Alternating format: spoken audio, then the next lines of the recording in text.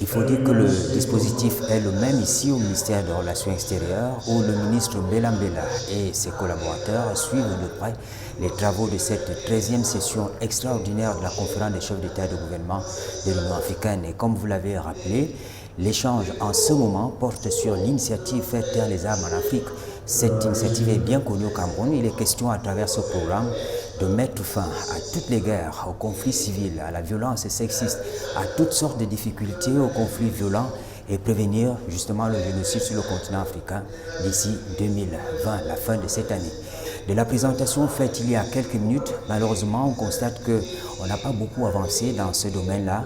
Malgré la pandémie du Covid-19, il y a d'autres enjeux qui sont en cours. Vous avez par exemple la résurgence des conflits en Afrique centrale, au Sahel et bien sûr dans des pays comme le Mozambique où de temps en temps on signale des violences. Donc tout cela amène les chefs d'État et de gouvernement qui suivent en ce moment le rapport fait par les responsables de l'Union africaine chargés de conduire ce dossier.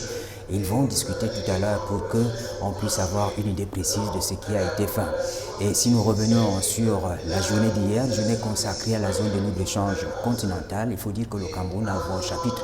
Le ministre des Relations extérieures, au nom du chef de l'État, a présenté ce que le Cameroun a fait en ce qui est des concessions tarifaires.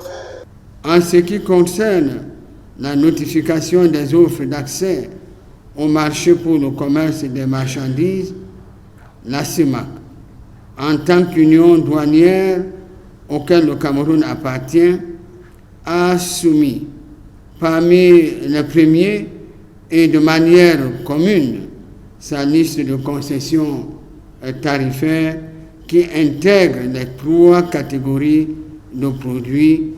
Le débat en cours va déboucher certainement sur la prise de parole des chefs d'État et de gouvernement. Il sera question d'amender le travail qui a été fait et d'ici la fin de la journée, on aura la résolution de cette 13e session extraordinaire de la conférence des chefs d'État et de gouvernement. Et la clôture, ce sera bien sûr par le président en exercice, le président sud-africain Cyril Ramaphosa.